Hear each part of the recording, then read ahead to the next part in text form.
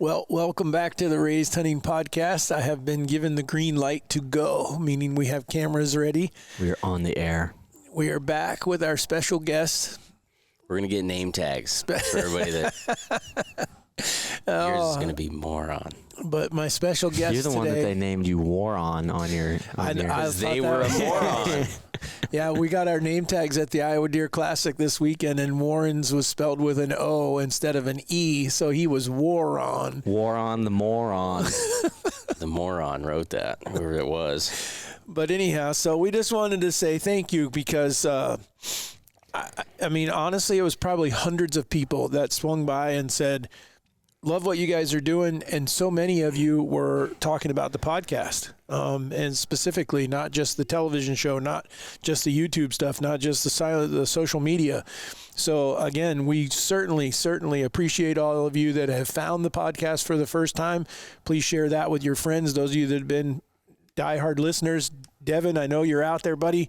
We're going to hopefully be working with a young man from Kansas about bringing a podcast to you that we think is going to be a really good one. Yeah. But today, was there anyone specific that we needed to thank for what we are doing today? Because today we're going to talk turkeys. I don't think so. But like Dad just said, genuinely thank you guys, because it was crazy to see how many people have been really enjoying the podcast and came up to us and are enjoying listening, and surprisingly enjoying listening to East and I bicker. That is a very common thing. Dumb, it would be really easy. I enjoyed it because all the arguments I've had with you, everybody was validating me too. They're like, I see both of your guys' sides, but Warren's saying you're an idiot. He's just off, man. You both make good points. So that's all I got to say about that. Well, I think most of you were thanking me for being the referee. So also, you better tell them about Spring Thunder. Oh, yeah. And so just in case that you don't have plans for, or if you do have plans, change them. Because our plans are better. That's right. March 17th, Friday night. I believe that is St. Patrick's night, St. Patrick's Day, whatever. We are going to be having Spring Thunder, which is our turkey event here at our offices in Winterset, Iowa. So when you hear this, you're going to want to get signed up really quickly because we are limiting the seating to 125, I believe it is, or 100. Yep. Either one, you'll see it on the website. You'll see it on social media. But get signed up. We're also having a calling contest. This is the first time we've ever held the calling contest. Make sure that I'm clear. It's not a sanctioned event. Don't come here if you think that you're going to try to be the next world famous champion caller. Now, the prizes you go home with are equivalent to what, maybe more so. But at the same time, we're going to let the fans vote on it and people cheer for you. And anyhow, it should be a lot of fun. Unless you're full on Irish. I don't want any excuses. Oh, I gotta go celebrate St. Patrick's Day. Okay, right. We're American, all right? So if you're Irish, I understand. Otherwise, be at our place. And to find all the information, you just go to the website, raisethunting.com, or you can go on Facebook and type in Spring Thunder. But the website's probably the easiest. You can sign up for however many people you're bringing on there with one sheet. Yep. And 6 o'clock to 9 o'clock, everyone is going to get to go home with something because we have enough stuff. Our partners have done a super job of just saying, hey, we want to be a part of this. So anyhow, very cool. All right, are we ready to rock and roll? Onward, donkey. Okay, Who brought M&Ms? I did. I didn't. You didn't eat those during the podcast or what? I was considering. What? We don't have any. If we don't have any, why do you get some? Look, man, I had to share for the first 8 years of my elementary crap because if I wanted to bring a snack, I had to give it to the class. So I don't have to do that anymore. I'm a big boy. Okay? I don't have to share with you. That was to set precedent. They were trying to sharing is caring. I don't care. I just don't want to share. All right? My M&Ms, I bought them with my money. See, they do teach you to be Democrats. It just goes from M&M's to money. That's so true. You guys are goofy. Oh, boy. All right. We support all political agendas. No, we don't. That is definitely not true. You may say that, but we don't. Okay, anyways, we do support the agenda of killing turkeys, so that's what we're going to talk about. I think if you kill a turkey, you owe me a turkey. Yeah. And dad turkey. Yeah. Now we are Of supporting Democratic size. or bigger. Right, we're not weighing them anymore. We're not measuring beards or anything because they're all just gender equal. So whatever he tells you he is, that's what he is. Yeah, you roll a hen So on you're accident. you're going it's all to good. Identified as a Tom. She gobbled. Or you We've wound. had him strut into the decoy, so that should count. I had it happen last year. I swear to you, me and Joey almost killed a hen, which I shouldn't even say, but we had one coming in strutting, and you could see she had one perfect feather out of place. Like, if you ever see them where they go the opposite way, like the wind's blowing them, right at her beard. And I'm looking at Joey like, that is the grayest head. There's no way that is a freaking Tom. I'm looking through my binoculars. I'm like, I can see a beard because we could shoot a bearded hen. And finally, she came all the way into like 8 yards. I was like, okay, now I can see that it's just like one strainy feather. We can't shoot that. We have a few places that have a lot of bearded hens, though. We do. Curtis just was telling me about one that's got like an 11-inch beard that he's going to kill this year. But I know that last year in Nebraska when we were hunting, we have lots of footage to back it up. Flock came in and there was 2 or 3. If there hadn't been so many birds, I would have finally killed my first bearded hen. Well, when there's that many of them around, there's a better chance. Many turkeys around. Well, that's what I'm saying. There were so many turkeys, though. Every time that they would move around, I couldn't figure, okay, where'd the hen go with the beard? And I didn't want to accidentally shoot the wrong one. So, anyhow, it was. Well, it's still a problem because I've still not killed one, and I've been trying for. You have one at your house, don't you? We'll usually sometimes have one over at the 80 or have one at the house or something like that, but not consistent enough to hunt it. I don't know about that. You freaking hunted a one Tom consistently. Well, I just haven't chosen to do that. Here's a question for everybody listening. Have you ever, I've asked the question many times about whitetails. Have you picked one whitetail out to hunt? And that's a very common thing for people to do. Have you ever picked a specific turkey out? One that you have followed year after year after year and tried to hunt that one turkey, okay? And if you have done that, you're just as psychotic as my father, okay? There's got to be one exception to that. People have like a smoke phase bird or something. That's a little different than when you're just looking at a bushy beard. His name was Bushy Beard. That's because his beard was huge. It looked like a paintbrush. So he did have a big beard. He did. It was thick. Goodness gracious. All right. Cool. Well, we're almost to turkey season. We are at what? Oh, you know what today is? Another big shout out that I got to do because I haven't made a post. I have already done my due diligence. I know what this is because it didn't go on the Deer Classic this year. No, we missed it by a day. So today is Mom and I's anniversary. Oh, yeah? 31 years. Holy Good Lord. crap. You're over 30 years? Yep. 31 years. If you divide that by 10 and take that number and add months instead of years, that's about how long I keep a girlfriend for. That's sad. Nobody needed that information. He's going 30 years. I can't even keep one around long enough. See, I told you were crazy. It's all good. But anyhow, He's so not wrong. happy anniversary to my wife, Karen. But anyhow, so March 6th, we're probably, honestly, we're only less than 3 weeks away from our first turkey trip. We'll be going back to Nebraska to start the early archery season over there. That starts March 25th. That is, by the way, that is a tip for everybody as well that's looking to get married or anything else. He's a great example here. He picked a very good date to be able to celebrate his anniversary because there's not normally a season in March 6th. So all you crazy guys doing November and October and We don't open until April 10th. yeah, we're late. Yeah. But any of you guys doing some of these big seasons, rethink when you're going to get on that knee, all right? Just a fair warning. David's got it figured out. You daggone right. It goes for having kids, too. You want to make sure, like, Time that one up, right? Easton's is May 26th, which is after turkey season. I mean, some people have turkey season still in, but not where I ever lived. And then Warren's is December 28th. I screwed up by 3 days, or he'd have been the perfect tax write-off because you get credit for him for the whole year, but you didn't have him. So, anyhow. That's probably why I'm so financially astute.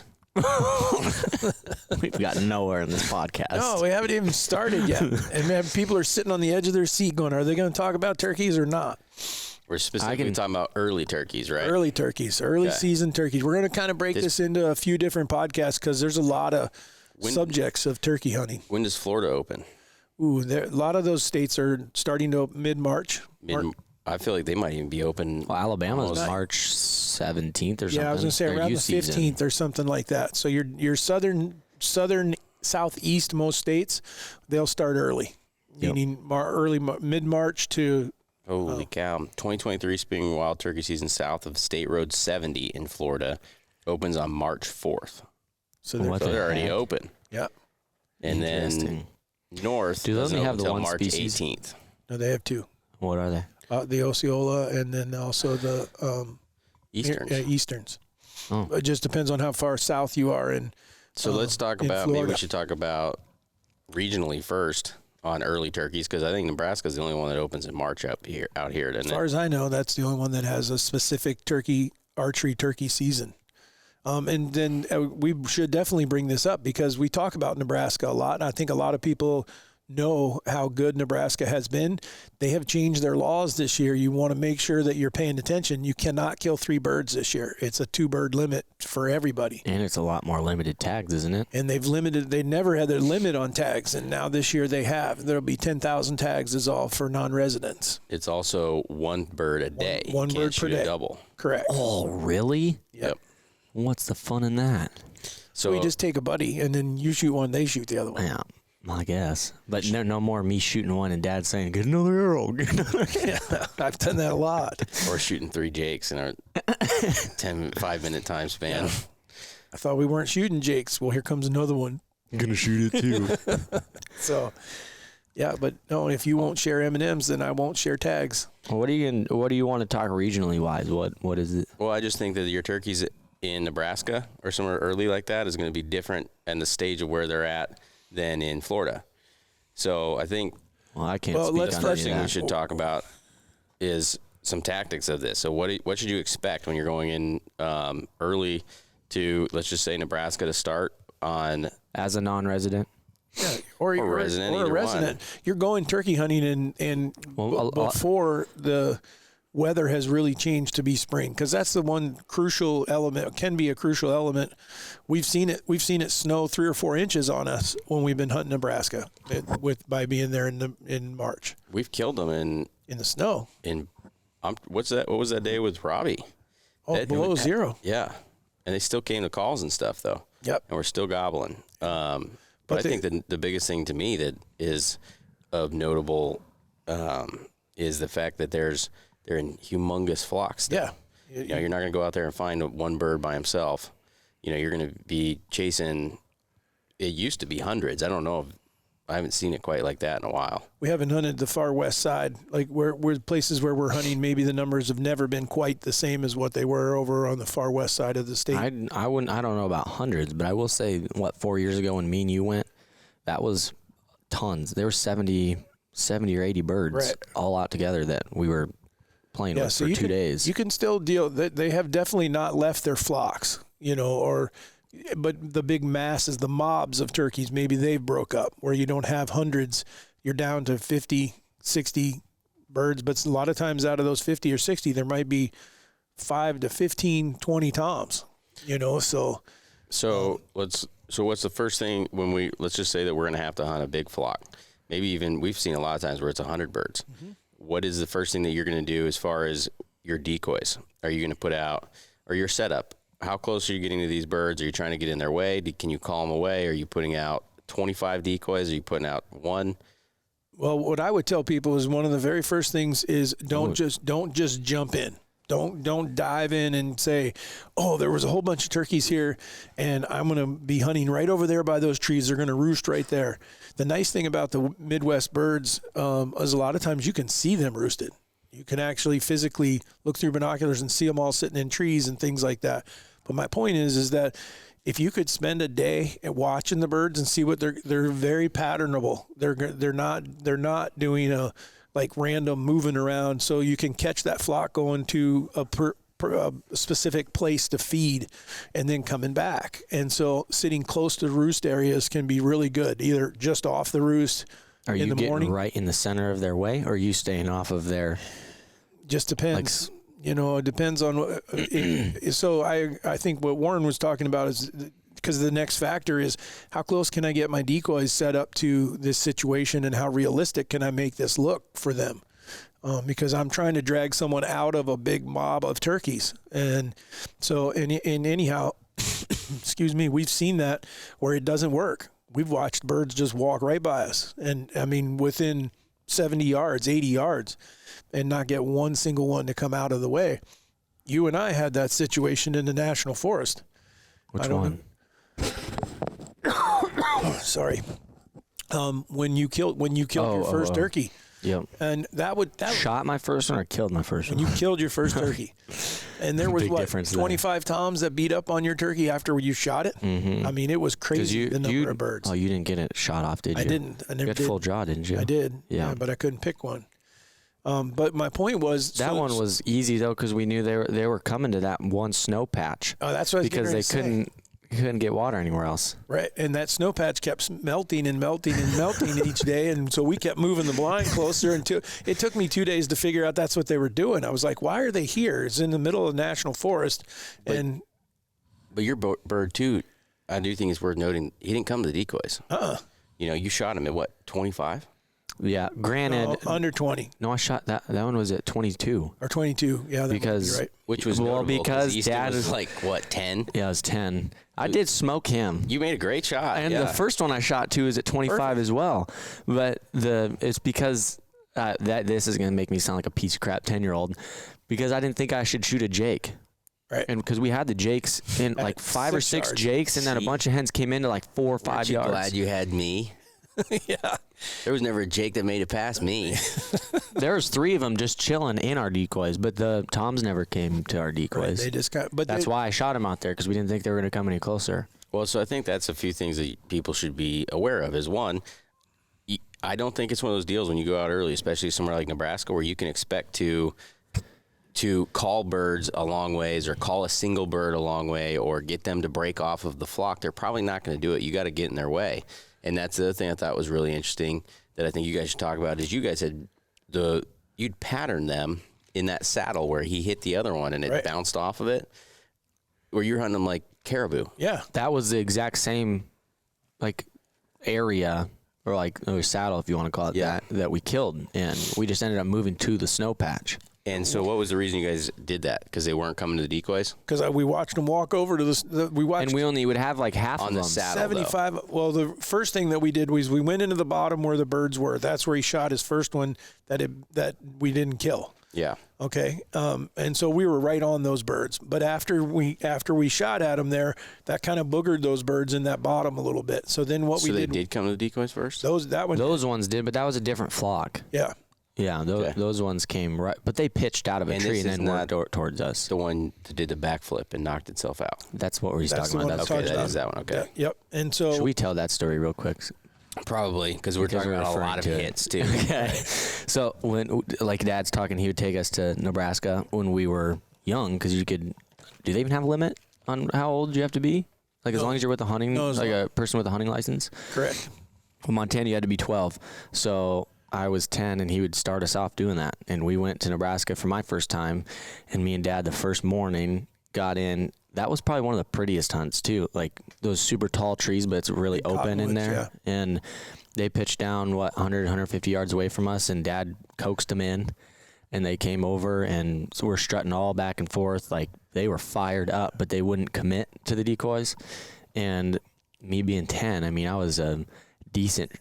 I say decent shot, but I mean 20 yards. You were definitely 20, effective out to 20. Well, yeah, I just was. I was so freaked out because it was my first ever time being able to shoot at anything.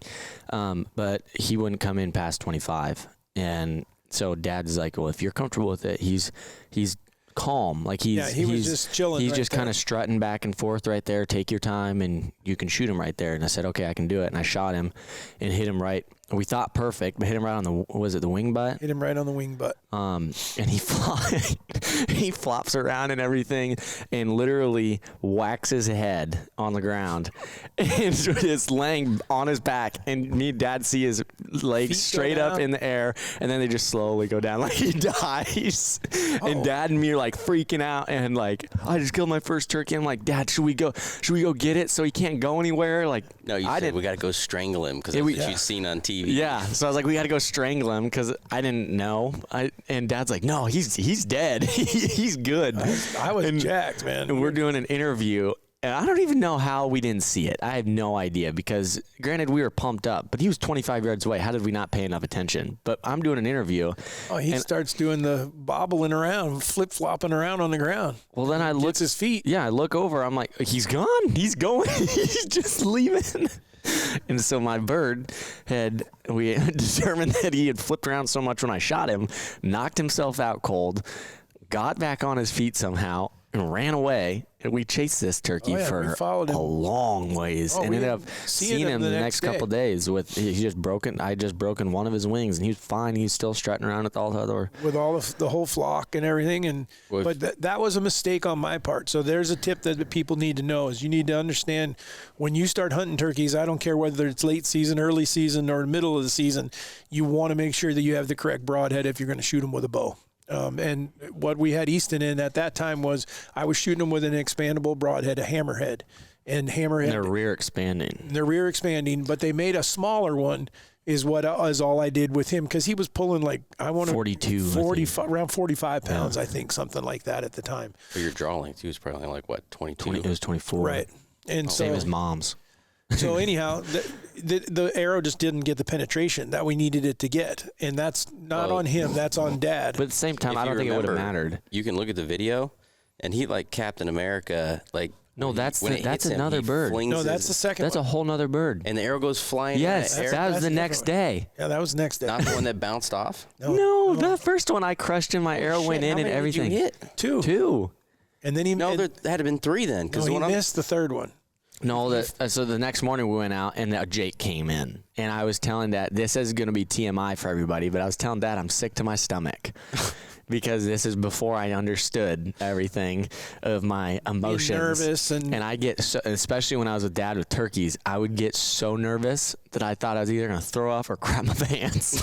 And so it was no different when I couldn't handle it. So I'm like, we got these birds coming in, and I'm like, Dad, I don't know if I can do it. My stomach hurts so bad. And he's like, I think do you know, can you get on your knees? I was like, I don't think I can get on my knees and shoot because I felt so sick and I didn't understand what was going on. So I said, I'll just shoot out of my chair. And so these Jakes come in, and that was the only Jake I've ever shot in my entire life. And I'm sitting in the chair. You never shot a Jake? This is the only one I've ever. What the frick? You guys were in the blind right next to us. Yeah, this is when you guys were up on the hill, you and Jim. Like the same flock. When they pitched, they came right to me and Dad. Right. I remembered the first one. I think we were just down from you guys. No, the very first one is the one I just told the story of where I shot him. That was right behind the farmer's house. Yeah, because Dad had to run back up to the truck because he forgot the camera battery. And where were Jim and I? We must have been different. They were at a completely different spot. I don't know where you were that day. morning. Yeah, I think you guys were in a different spot. we hunted together at some point because you guys busted all them birds and they flew over Jim and I. That's the same day, the morning of that when that happened, when they flew over you guys. Yeah. We had two blinds set up right beside each other. Okay. And he was going to to shoot first. Yeah, wait, down in that bottom kind yes, okay, just off that. I was going to shoot the Jake, and I was sitting in the chair because I felt so sick, and I had never shot out of a chair before, which was mistake number one, and I just completely missed him at like 15 yards or something, and then after that went away, like after he went, I told Dad, I guess I'm not sick anymore because I feel better. And so it was all adrenaline and all nervousness of all this when the turkeys are coming in. But that was the only Jake that and then the third one is your Captain America turkey. I did crush him too. I thought that one just bounced off and went down. Which one? The Captain America? Captain America? Yeah. The Captain America is the one that you're talking about where I shoot him at 8 yards and I said, Dad's like, you crushed him. I was like, no, Dad, my arrow bounced off.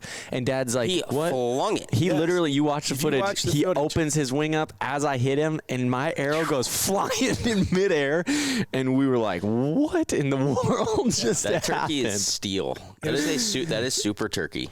It's Captain America turkey, man. Yeah, he probably has some secrets. Uniform that he looking back on this, that was the most turkeys. Hectic freaking turkey hunt of my life. I'm not realizing how berserk that trip was. 4 shots, 4 complete shots. Second one, after the second one that he hit, then that's when I was like, we got to do something different here. And so so Jim had some fixed broadheads, fixed blade broadheads. And I said, it was a Muzzy. I think it was a Muzzy. And I said, all right, let's try this fixed blade broadhead. And because I think that's got to be what's going on. So we put the fixed blade on there, went outside, he shot it. It was hitting exactly where his field points were.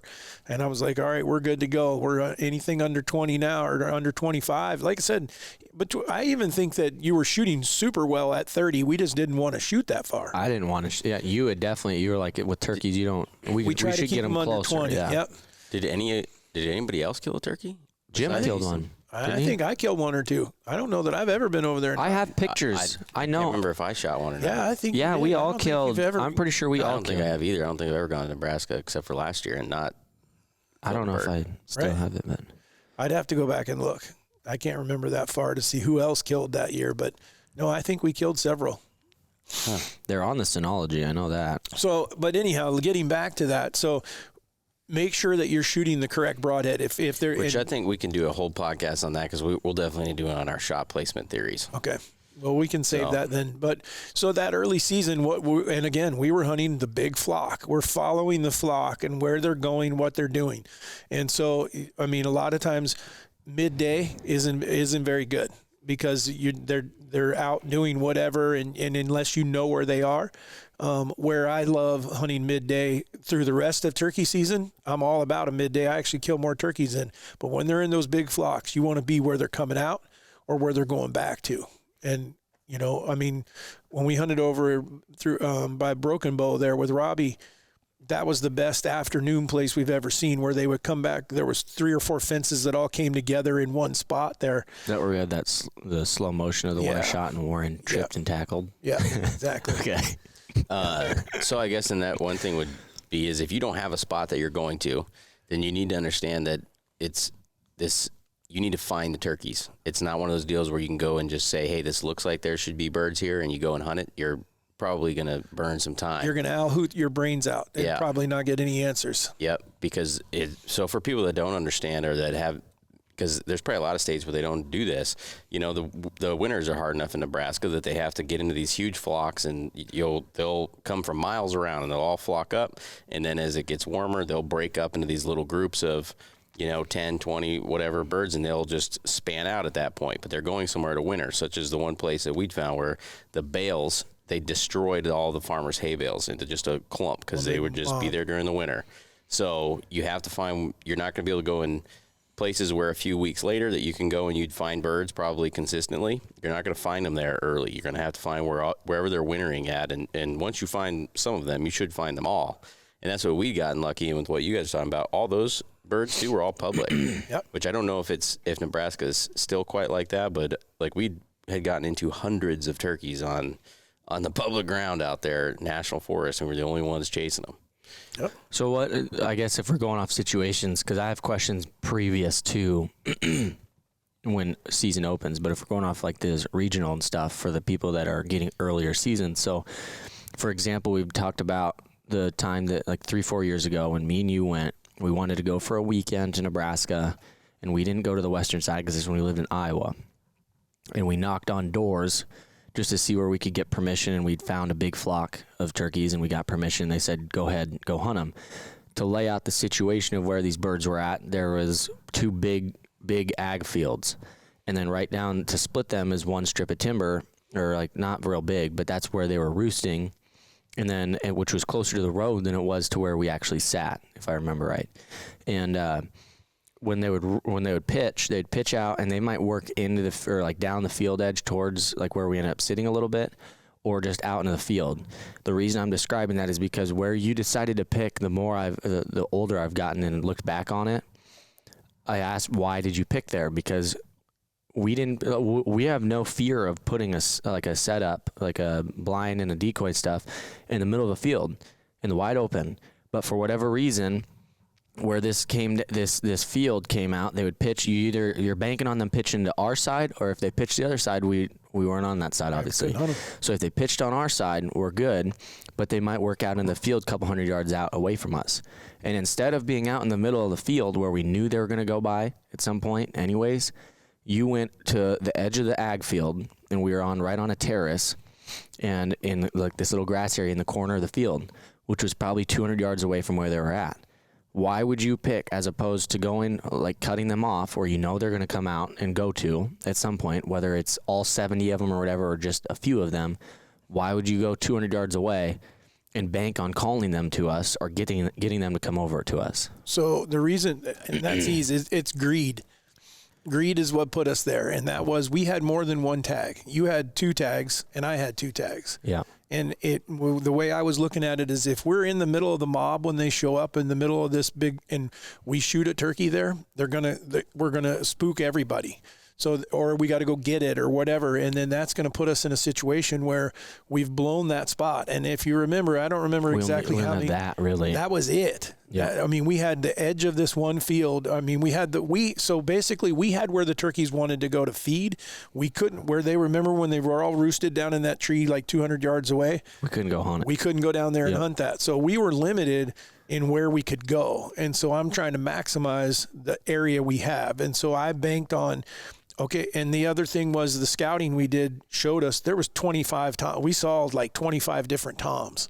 And I was like, okay, I think that we can start. And they were strutting and they were doing their thing. Again, I'm checking the weather to see what is it going to look like tomorrow. That can change where I decide to set up. But we were looking at good weather, meaning calm. I don't care if it's cold, like what you brought up, Warren, when we were hunting with Robbie and them that time. I want to say it went down to like -10. And if you remember, we lost a whole day of hunting. It was calm though. But when we went back to hunting, because remember when the storm came in, we couldn't hunt. That was like -10, wind blowing, snowy, rain, or sleet, down. And it just shut them down completely. And then the next morning, it stayed cold, but it was just crystal clear and calm and sunny. And man, the birds didn't have any problem. I think we killed 3 that day. Mom got a shot. Morning. Is that the one I was with you guys on that one too? Yeah, Mom shot 1. Mom shot, Warren shot 2. That's what I'm saying. I think that we killed 3. And that, I mean, so all in the same bottom. All we could see each other. Yeah, in 10 minutes, I think, because I think actually it was the same birds that came over, and Mom shot the one, and then the other one came over to me, and I shot that one, and then another Jake came in, and I shot that one too. Right. So I guess weather plays somewhat of a factor. If you're just trying to kill a turkey, set up right where you think they're going to be coming through. Now, and then you kind of have to play a game with them. I'm looking at the birds. I'm looking to see how they're reacting. Hopefully I've gotten to scout them a little bit, whether or not we're going to throw a Jake up or whether we're going to use a Tom. See if the Jakes are beating up on the Toms or not. I mean, if there's a whole bunch of Jakes, then I'm probably not going to use a Jake decoy. If there's not too many Jakes around or there's more Toms, then I'll probably put a Jake out there. And just depends on which way. But I would tell people. And why is the reason of that? Because what happens is if you get multiple Jakes together, then they become like teenagers on a basketball court or out in the playground, and they gang up on the Toms and they'll run them off. I mean, we've had, because a lot of times you get 1 or 2 Toms that have their hens. Absolutely. Right? And you'll have, if you get a big group of alone Jakes, there's like 6 or 7 of them together. They don't have any hens. They'll go beat everybody up. They become like ferocious, is the best description. I can't tell you how many times I've had a Tom come to my decoy and he's coming committed. Everything is good. I'm going to get a shot here. And then all of a sudden out of the blue, some Jakes see him. They come running. And I mean, he comes out of a strut and just takes off running. He's gone. Yep. So you want to be careful, what decoy you set up. But a lot of those same Toms are willing to come to another Tom. Absolutely. They fear the Jakes, but they're okay with coming and fighting one individual Tom. Right. Well, it's a numbers game, I feel like, a lot of times. Because if, like, you've had a couple times where you've had 9 or 10 different Jakes around your property that just run around and beat everybody up. Yeah, I hate it when that happens. But then you have a great year this year because you're telling me you have tons of Toms everywhere. Yeah. But Do you think it'd be a good idea in, say, Nebraska? I wonder if it could be more effective if we took, say, 10 decoys. Look like a whole flock. There. Yeah. Because you do see them when they kind of have their little groups for the day where they'll go over to the other birds on a consistent basis. Right. Where I wonder if instead of us having just 2 or 3, if we had 10, 15 decoys out there. You can go ahead and do that. I ain't freaking hauling that. We have too much crap in the first place. Yeah. I think it could work. Just mixed Nick, and duck. I was going to say Nick's a duck hunter, so he'd help me. And that's how it came out. Good Lord. Yeah, for anybody wondering what it's like to work in the race hunting office, this is what we deal with Warren's head. It just goes everywhere.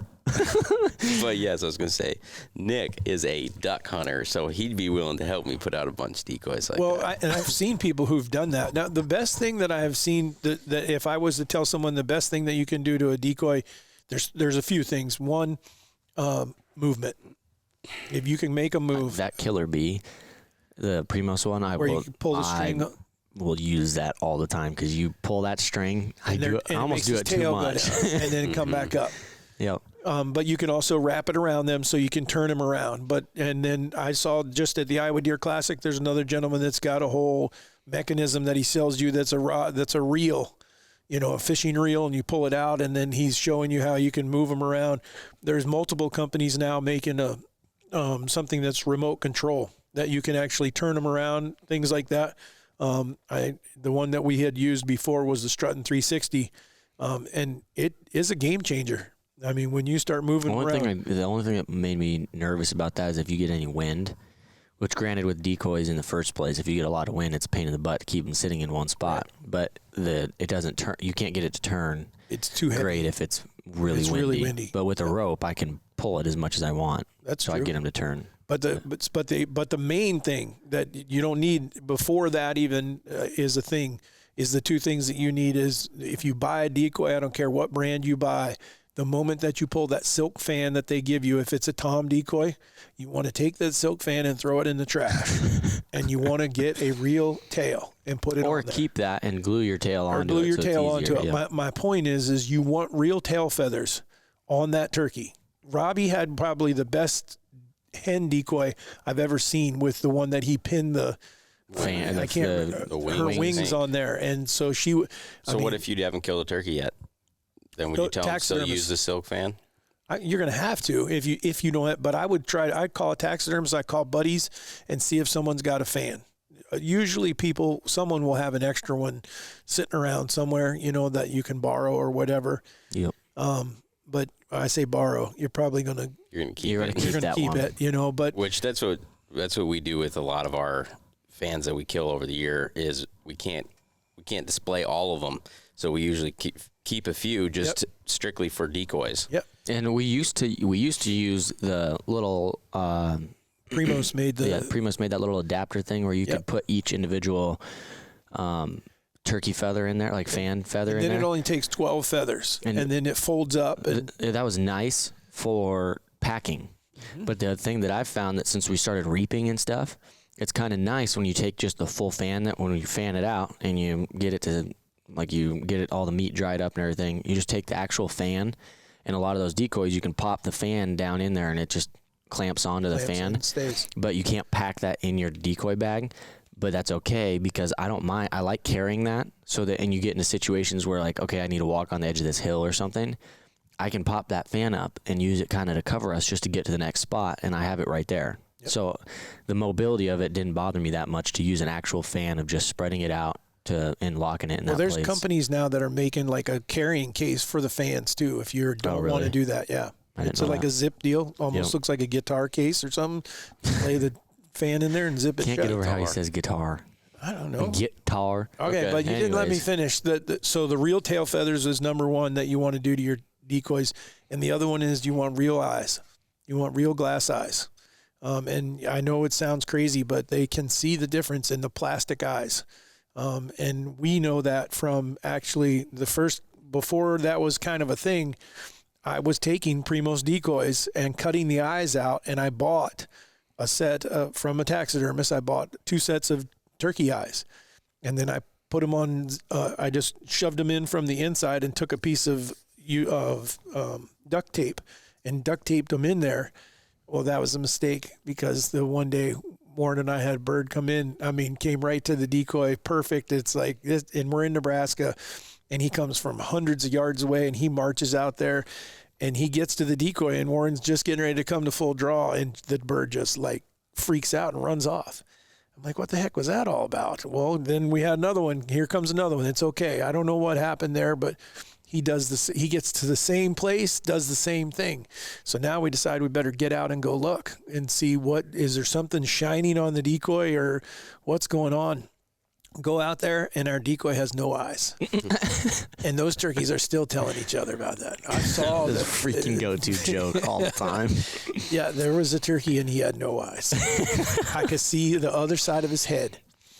Right through his head. That was a dog turkey right there. But then I learned, and this is a little tip for people. If you own a decoy and you want to make it better, you want to make glass eyes, cut the little slit to cut the eyes out.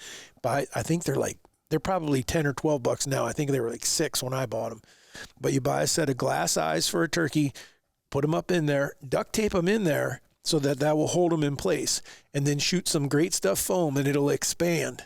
The reason I say leave the duct tape there is so that the great stuff foam doesn't come out around the eyes, because then you got to chip that away. Yeah. A lot of these companies are using Real Eyes now, I think, are they? Several of them, like Avian X and DSD. I think there's probably some other ones that are using Real Eyes. Yeah. Real glass. And it makes a huge difference. And boy, the decoys look phenomenal nowadays. Mm-hmm. Lots of companies are making, and then they make a rug. I think there's a couple companies making like a turkey rug that you can wrap around your decoy. Yeah, it's real feathers that you pull around your decoy. Huh. Yep. So now let's just go to the rest of the country. When everybody else's season opens, what are some of the first things that you're doing? Well, I before you even get to that, I want to talk about before the season. Okay. Because there's not nearly as much to do like as opposed to a whitetail where you're trying to find certain deer and stuff or whatever. But like right now, I keep a lot of cameras out year round, whether it's for turkeys or for deer, and I just pulled a camera and I'm sitting there thinking, because where do you put it? I'm like, okay, most of our deer have dropped. I don't really need it for the deer at the moment. So what I could be doing is have a camera out to see if I know some of these turkeys are coming into this field when they come out of their roost in the mornings or in the evenings. Are you trying to go locate birds right now and put cameras out? Do you just put cameras out in spots you think? Do you even do that and just wait till the season and just locate them, or just driving around finding birds? What are you doing? Both. And I mean, I enjoy turkey hunting as much as I do whitetail deer hunting or elk hunting. And so I'm up early every morning, maybe not every morning, but early enough that I can get on the road and go drive around for an hour. Sometimes it depends on where the farm is. If it's a farm that I want to hunt that's an hour away, I got to be able to get down there. One is get there before daylight and listen to because if they're gobbling, where they're roosting, and start to figure them out, because typically they're going to go back to the general area. They're pretty consistent with where they're roosting, right? Yeah.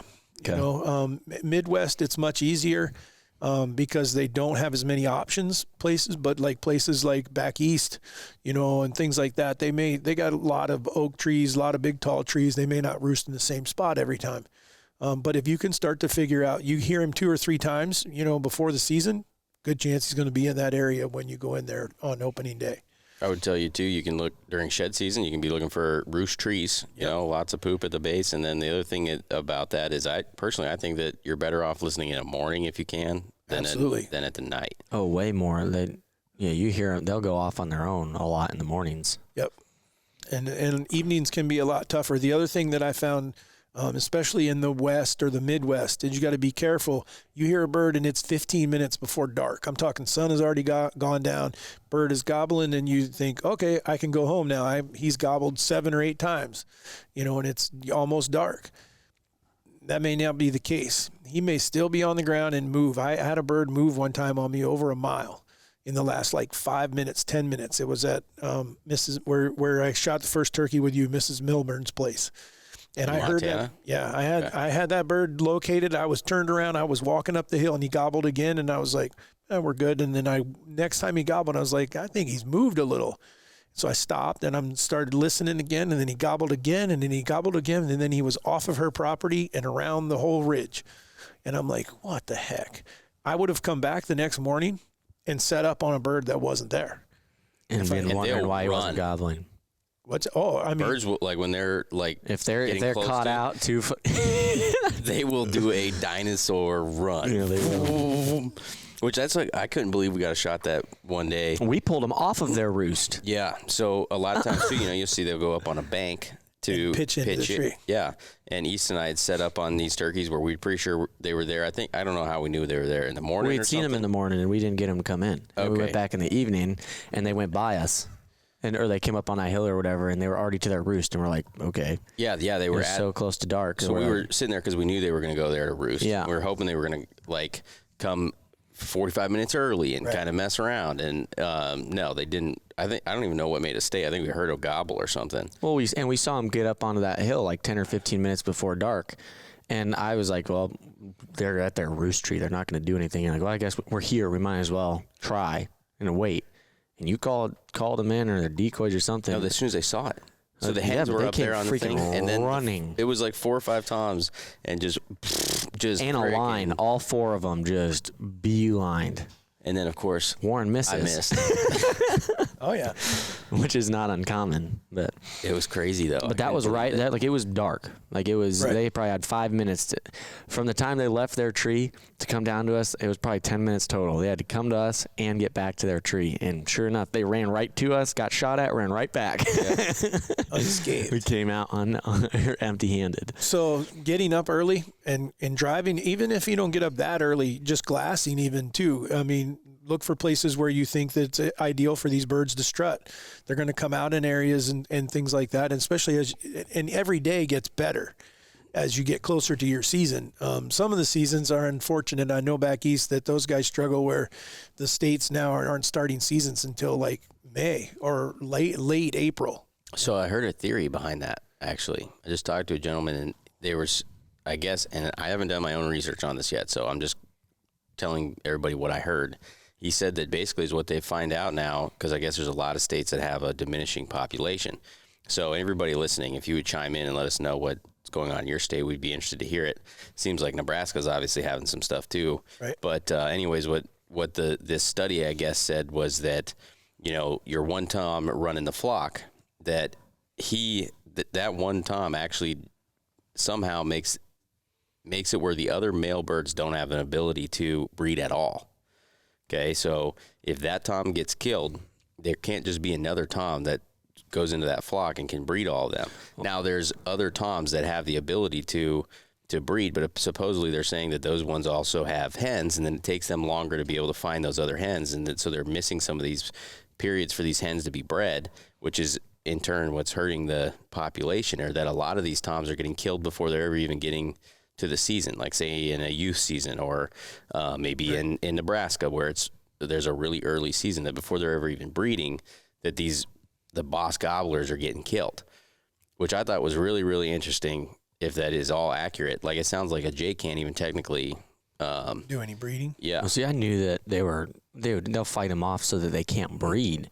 What are they doing to make it where they physically can't breed? I don't know. I need to read the whole thing, but that's just the quick information that I had, and it was, to me, if that's all accurate information, that's scary for the population. It makes me wonder how it's made it this long. Yeah. Well, I mean, that would make me almost question it, that it's made it this long, because your main ones you're killing are the ones that would be breeding. Yeah, absolutely. They're definitely the easiest to call in and the most aggressive. Well, but I mean, I do know there is some truth to when you see two birds together and one is strutting and he's doing the breeding, the other one might be strutting, but he's doing all he's doing is protecting and keeping everyone off, and he never does any breeding.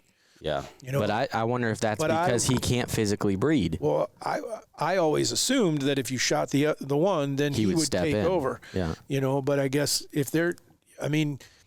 for an animal like a white-tailed deer to be able to absorb one of the fawns when they know the herd is in peril, that, you know, it doesn't surprise me that Mother Nature hasn't built these way for these turkeys. One of them's doing the breeding, another one not, but it's because, I mean, that leads to like chicken birds. You know, chicken birds are... Maybe they don't care at all. No, I think chicken birds can breed. Oh, you do? I do. I think that they can. I think that they're terrified of everyone else, though.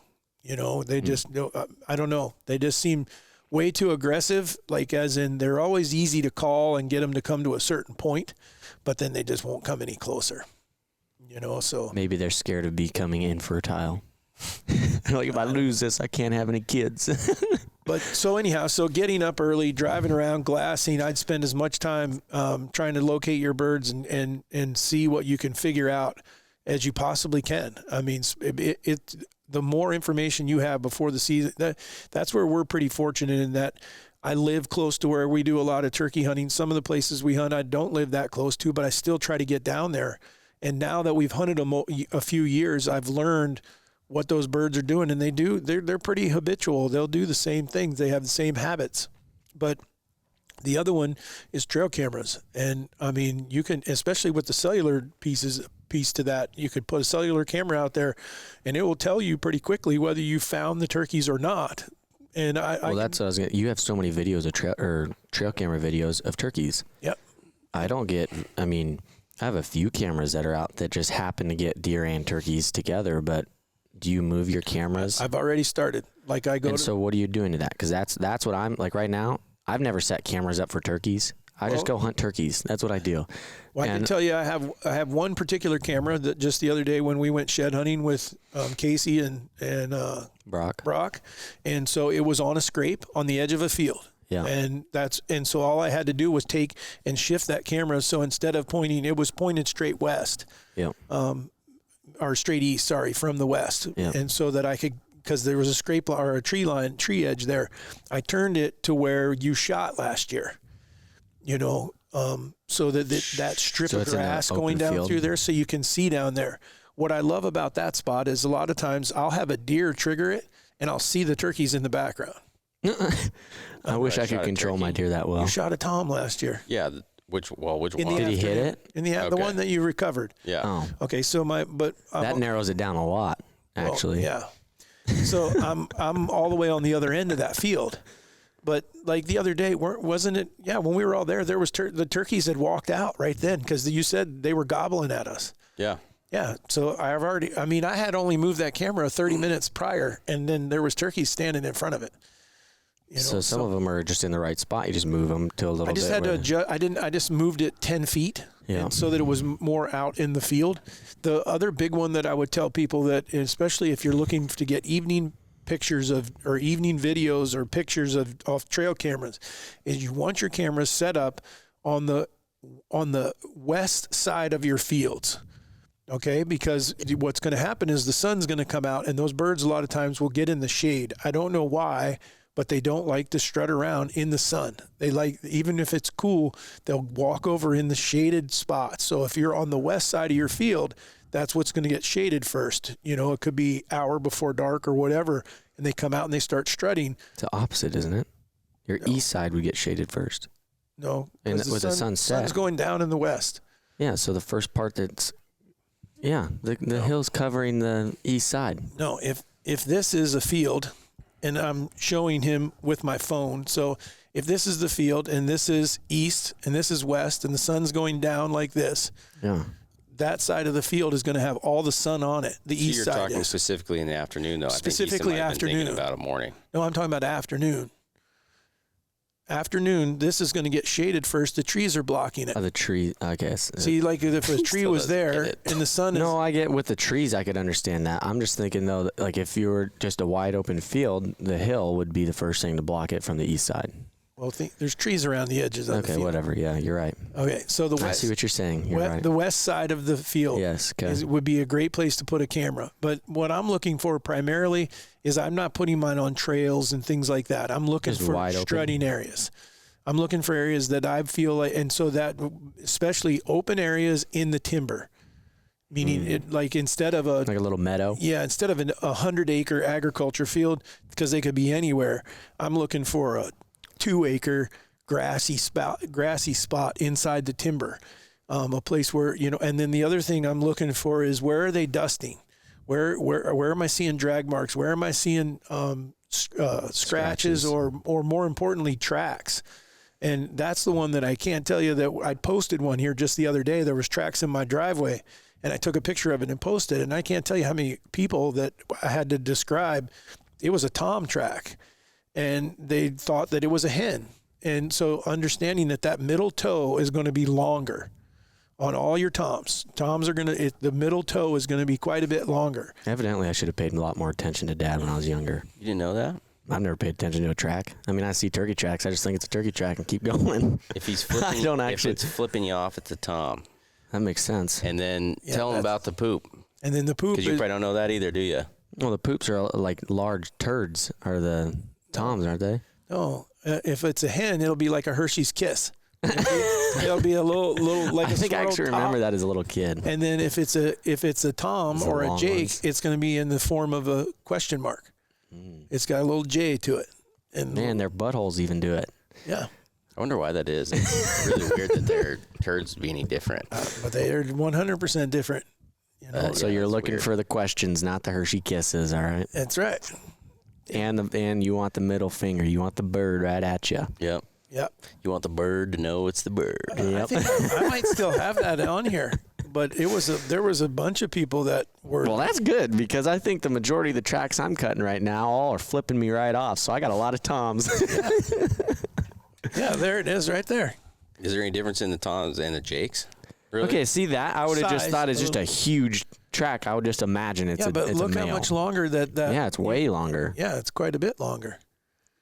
Your hens are. I wish you had a hen sitting right next to it so you could have a comparison. Yeah, well, I didn't. Well, I can't make whatever shows up. I in the driveway. understand that. I'm just saying that would be nice. But now, see, this is what's crazy is you can see drag marks.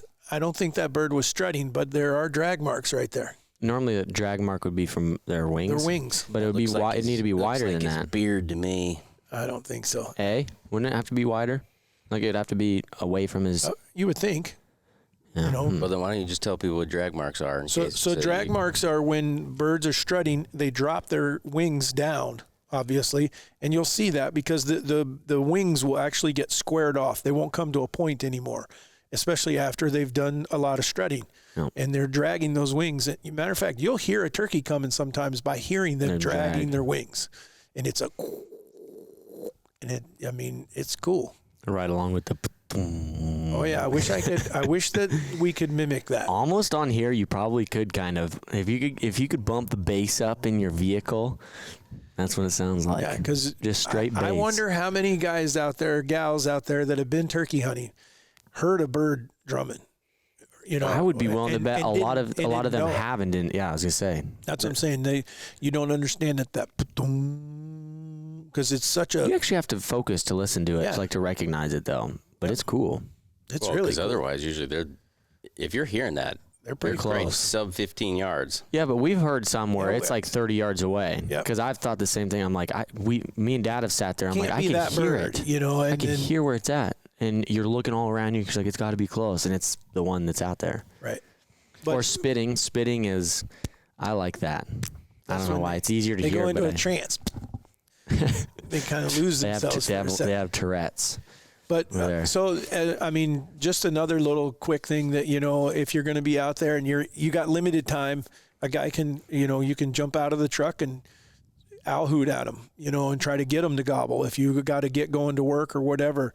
The one thing that I'm not a big fan of, and I know a lot of people that are doing it, and that is they're using whatever's the loudest thing, slamming a car door, and they might gobble at it, but they're not going to be anywhere around when you go to hunt them if they hear that. But the one that is coyote calls. I know people because they're really high pitched and they reach long ways. If you're going to be hunting, I wouldn't be using a coyote call because they ain't coming out of that. They may gobble, but they ain't coming out of that tree because they know they could get eaten. So, but anyhow, their locator calls can be super effective before the season. Get your trail cameras set up in places where open areas, smaller, secluded open areas are better.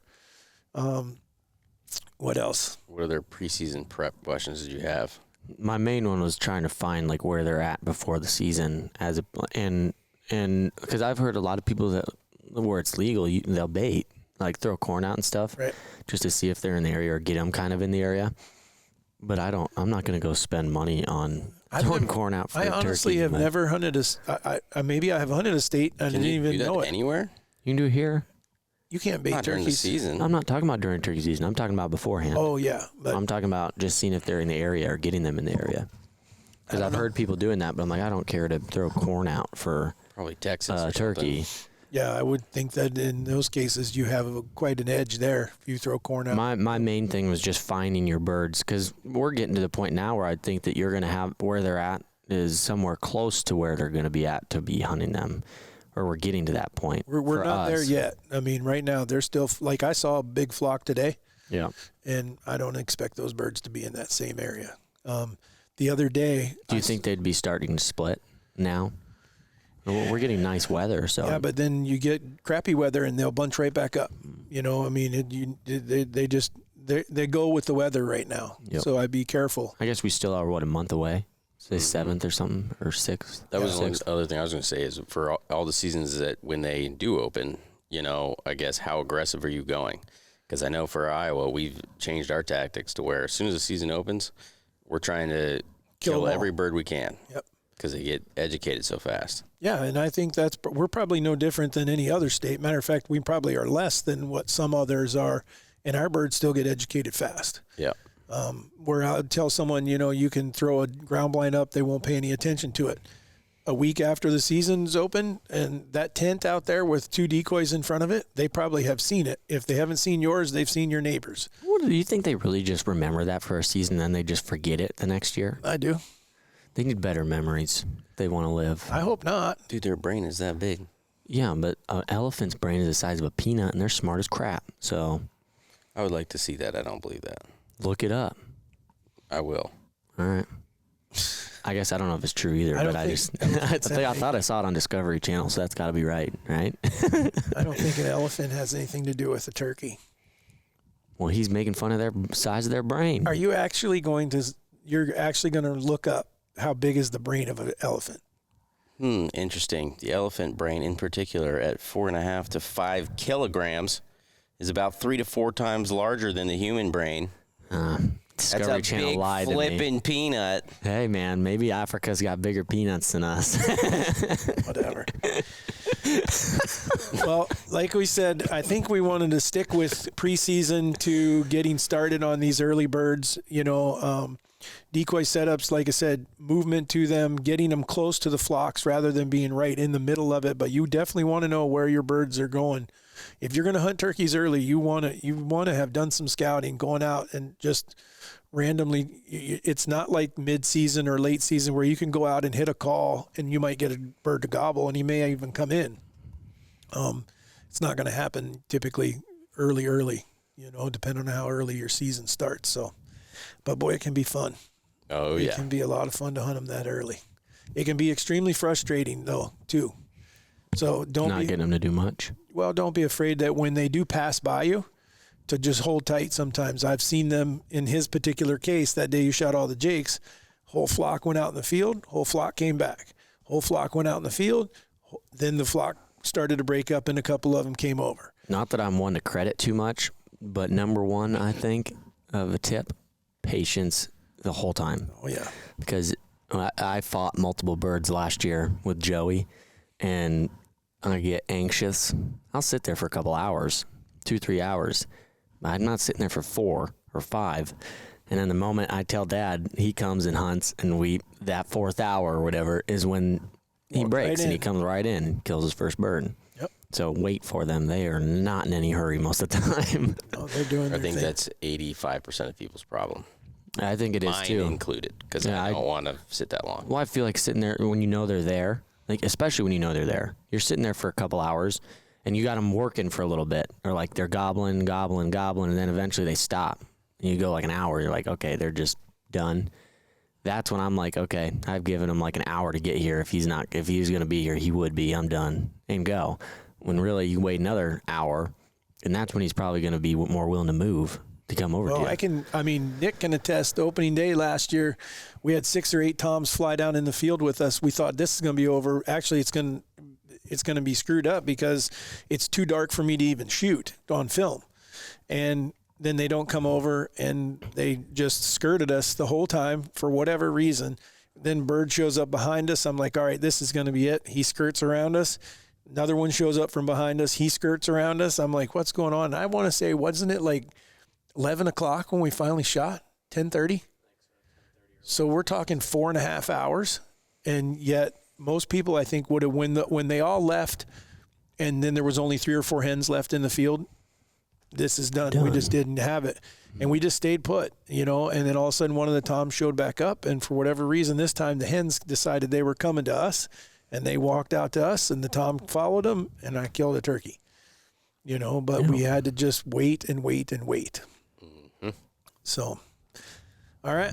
Anything else that you had question-wise that anyone had asked? So hopefully, hey, if you guys got questions about turkeys, because like I said, we're probably going to be doing 2 or 3 different podcasts on turkeys. We got a lot of stuff. Warren kind of cut me off as far as waiting on the decoy stuff, and we're going to a lot more talking about calls and things like that and what to use and what not to use. I hope you can hear me over Easton eating his M&Ms now that he's not sharing. Yeah, you rude piece of crap. Yeah, that's just wrong. Tastes good. All right. Well, thank you guys again for tuning in. We're looking forward to turkey season. Where I was going with that before he started chomping in my ear was You can't hear me chomping. if you have specific questions about turkey hunting that you want answered, shoot us those questions. We'll add them to it so that when we do the podcast, we can include that in there. But other than that, we sure appreciate you guys. Again, thanks for sharing.